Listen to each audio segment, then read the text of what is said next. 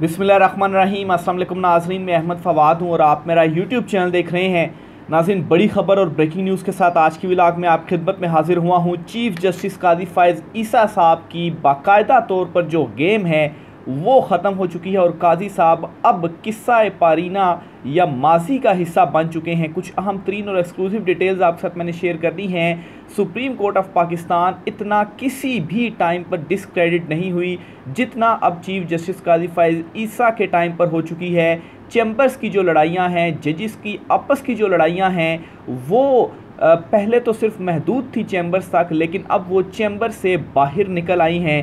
अहम तरीन तफसीलात आपके साथ मैंने शेयर करनी है। जजेस एक दूसरे के ख़िलाफ़ कैसे मुकदमे बना रहे हैं, बगावत की तरगीब दी जा रही है दूसरे इदारों को, यानी कि नफ़रत इतनी बढ़ चुकी है एक दूसरे के ख़िलाफ़ कि अब उकसाया जा रहा है कि आपने ये फ़ैसला नहीं मानना, आपने उसका फ़ैसला नहीं मानना और हम आपके साथ खड़े हैं। इस किस्म के जो मामलात हैं वो इस वक्त सुप्रीम कोर्ट ऑफ पाकिस्तान में हो रहे हैं। चीफ़ जस्टिस काजी फ़ाइज़ ईसा का इस सारी सूरत हाल के दौरान अपना जो गिरेबां है वो भी चाक हो चुका है। अहम तरीन तफसीलात नाज़रीन सुप्रीम कोर्ट ऑफ पाकिस्तान से आपके साथ में शेयर करूँगा। वो तमाम तर मामलात जो पहले पस पर्दा चल रहे होते थे या ऐवानों के अंदर महदूद रहते थे और ज़राए से हम कुछ तफसीलात आप तक शेयर करते थे, लेकिन अब ये जो तमाम लड़ाइयाँ हैं ये ऐवानों से बाहर निकल आई हैं और ये सारी लड़ाइयाँ अब पब्लिक हो चुकी हैं।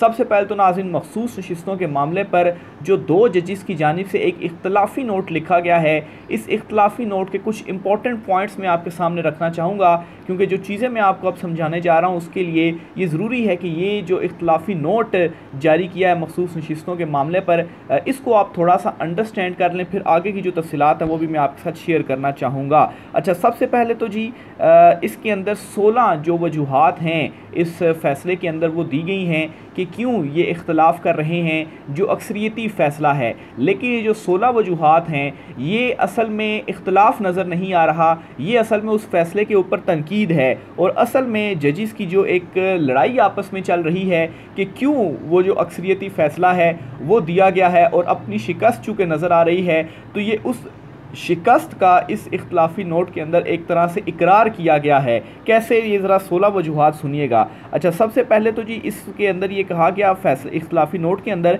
कि पाकिस्तान तहरीक इंसाफ सुप्रीम कोर्ट में ना ही इलेक्शन कमीशन के सामने फ़रीक थी और ना ही सुप्रीम कोर्ट में फ़रीक थी, तो पाकिस्तान तहरीक इंसाफ को कैसे जो नशिस्तें थीं वो मिल सकती थी। अब यहाँ पर थोड़ा सा अंडरस्टैंड करने की बात ये है कि सिर्फ ये मामला नहीं है कि पीटीआई फ़रीक नहीं थी। अच्छा, एक तो चीज़ मैं क्लियर करता चलूँ कि पीटीआई ने फ़रीक बनने की दरख्वास्त दी हुई थी, उसको सुना नहीं गया, उसको एंटरटेन नहीं किया गया, तो ये पीटीआई की इसमें गफलत नहीं है। पीटीआई ने दरख्वास्त दी थी, अब सुप्रीम कोर्ट सुने ना और बाद में कहे कि आप फ़रीक नहीं थे, तो ये फिर बड़ी अजीब सी सूरत हाल बन जाती है। और दूसरे नंबर पर ये जी कि इलेक्शन कमीशन ऑफ पाकिस्तान ने जो गलत फ़ैसले की तशरीह की थी उससे फ़र्क किसको पड़ा था, इम्पैक्ट किसके ऊपर आया था, वो पीटीआई के ऊपर आया था, तो जाहिर सी बात है फ़ैसले में पीटीआई को कैसे नज़रअंदाज किया जा सकता था। तो ये जी पहला नुक्ता इस इख्तलाफी नोट में दिया गया। दूसरा जो वजह दी गई जी वो ये कि 80 उम्मीदवारों का सुन्नी इत्तेहाद कौंसिल में शामिल होना किसी फरीक की जानिब से चैलेंज नहीं किया गया, यानी कि ये जो 80 लोग हैं जिनको अब कहा गया है कि पीटीआई में ये शामिल हो सकते हैं, तो ये जब सुन्नी इत्तेहाद में गए तो इस चीज़ को भी किसी ने चैलेंज नहीं किया, यानी कि वो कानूनी चीज़ों को पकड़ कर कभी एक तरफ से पकड़ लिया कभी दूसरी तरफ से पकड़ लिया, ब्रॉडर एस्पेक्ट में चीज़ों को इसमें मेरा नहीं ख्याल कि देखा जा रहा है। यानी कि अब पाकिस्तान के वो 80 जो लोग सुन्नी इत्तेहाद कौंसिल में शामिल हुए हैं इसको चैलेंज नहीं किया गया कि वो सुन्नी इत्तेहाद कौंसिल में क्यों शामिल हुए हैं, उनको पीटीआई में शामिल होना चाहिए था। तो ये दूसरी बात इस फैसले के अंदर कही गई। फिर कहा गया जी कि 39 या 41 अरकान सुप्रीम कोर्ट आए, ना ही इनकी जो सुनवाई है वो हुई, यानी कि वो उस एक पॉइंट को ही घुमाया जा रहा है बार बार, जो मैंने आपको बताया जी कि पीटीआई क्यों इसके अंदर फ़रीक नहीं बनी, तो उसकी जो रीज़न है वो मैं ऑलरेडी बता चुका हूँ, लेकिन उसको 3 करके जो है वो बार बार एक ही बात को मुख्तलिफ अल्फाज के ज़रिए रिपीट किया जा रहा है। अच्छा, फिर जी सुन्नी इत्तेहाद कौंसिल की अपीलें मुस्तरद हुई क्योंकि इन्हें कोई रिलीफ नहीं दिया गया, बल्कि सुन्नी इत्तेहाद कौंसिल में शामिल अरकान भी इनसे छीन लिए गए। अब अगर सुन्नी इत्तेहाद कौंसिल के साथ ये सब कुछ हो रहा है, आप कह रहे हैं ज़्यादती हुई, तो सुन्नी इत्तेहाद कौंसिल कहाँ है? सुन्नी इत्तेहाद कौंसिल ने तो इसके ऊपर कोई इतराज़ नहीं किया, वो तो बल्कि एक्सेप्ट कर रहे हैं जो सुप्रीम कोर्ट ऑफ पाकिस्तान का फ़ैसला है। फिर ये कहा जा रहा है जी कि आइन से आर्टिकल 51, 106 और 63 को निकाल कर नई शिकें डाली जाएँ तो अक्सरियती फ़ैसले के मुताबिक हों तो पीटीआई को रिलीफ मिल सकता है, वरना नहीं। यानी कि अब ये जो अक्सरियती फ़ैसला है उस फैसले को ही गैर आइनी यहाँ पर करार दिया जा रहा है, जो कि 8 जजेस की जानिब से दिया गया है। और ये सिर्फ 2 जजेस हैं जो कि ये बात कर रहे हैं कि जो अक्सरियती फ़ैसला उनमें फिर ये जो 3 शिकें हैं इनको मुअत्तल कर दिया जाए और इनकी जगह कोई नई शिकें डाल दी जाएँ, तो तब आपके फ़ैसले के ऊपर जो इम्प्लीमेंट है वो हो सकता है। तो ये बजाय अपने फ़ैसले की वजूहात बयान करने के कि जो आपका फ़ैसला आपने दिया उसकी वजूहात बयान करनी है, आपने अक्सरियती फ़ैसले के ऊपर तनकीद शुरू कर दी। भाई अक्सरियती फ़ैसला वो उन जजिस का फ़ैसला है, वो अपने फ़ैसले की वजूहात देंगे तफसीली फ़ैसले में कि उन्होंने ये चीज़ें क्यों की। आप अपने फ़ैसले की वजूहात दें कि आपने ये फ़ैसला जो है वो क्यों दिया, बजाय इसके आप ये कह रहे हैं जी कि उन्होंने ये किया, उन्होंने वो किया, उन्होंने गलत कर दिया।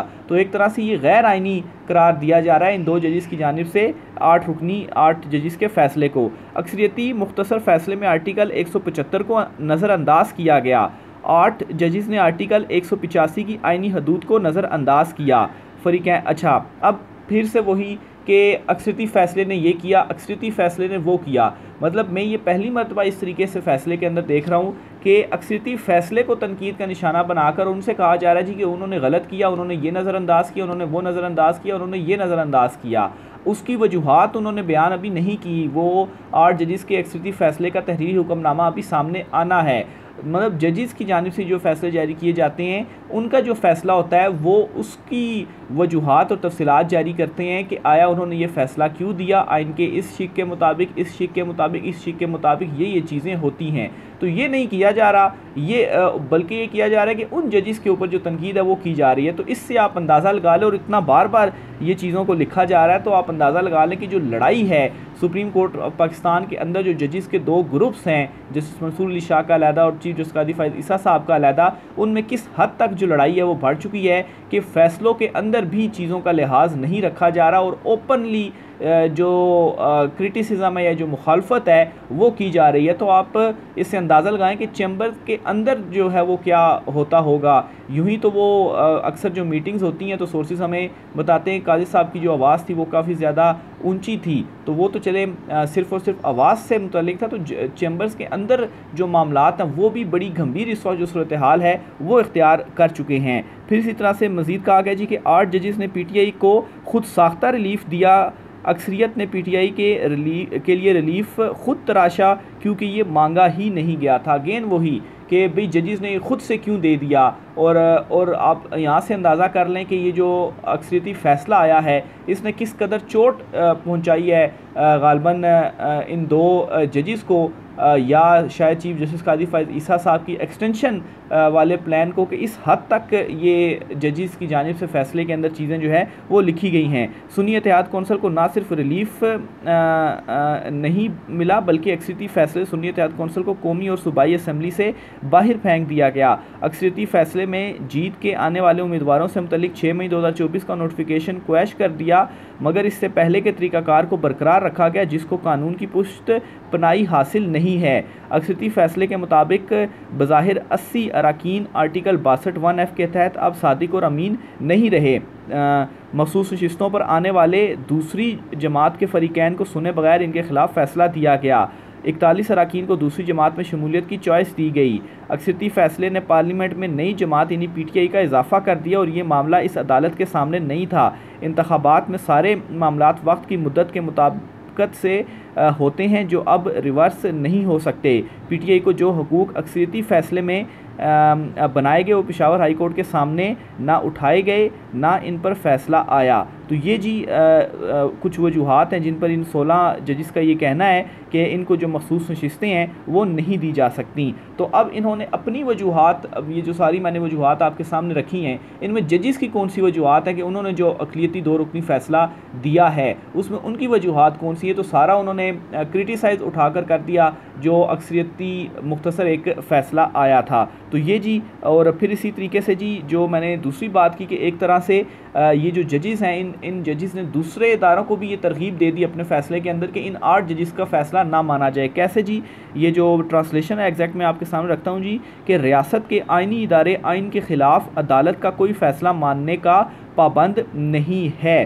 तो ये जी 2 जजिस की जानिब से 8 जजिस के हवाले से अक्सरियती फ़ैसले के हवाले से कह दिया गया। यानी कि आप इसको समझें कि अब इलेक्शन कमीशन तो वैसे ही फ़ैसले को मान नहीं रहा था, और वो अब इस इख्तलाफी नोट को बुनियाद बनाकर अगर ये कह दे कि जी ये हम नहीं इस फ़ैसले को मानते और ये 2 जजिस की जानिब से फ़ैसला है, तो बेसिकली चीज़ों को गिजमिज करने की या चीज़ों को मज़ीद उलझाने की जो कोशिश है, ये इख्तलाफी नोट बज़ाहिर इस तरह से नज़र आता है। लेकिन ये चीज़ भूल जाएं कि 8 जजिस के अक्सरियती फ़ैसले के ऊपर इम्प्लीमेंट नहीं होगा। वो अक्सरियती फ़ैसला है। 2 जजिस को कोई मेरा नहीं ख्याल कि ये राइट है कि वो ऐसे कहें कि गैर आइनी जो इदारा है अदालतों का फ़ैसला है वो दूसरे इदारे ना माने। इस तरह से तो फिर हर कोई अपनी ट्रांसलेशन करता रहेगा और कहेगा जी कि ये अदालत का फ़ैसला आइन के मुताबिक नहीं है तो हम इसको नहीं मानते। तो ये कौन डिसाइड करेगा कि ये आइन के मुताबिक है या नहीं है? तो ये भी तो अदालतों ने ही फ़ैसले करने, अदालतों ने ही तो आइन की जो तशरीह है वो करना होती है। तो बहरहाल जी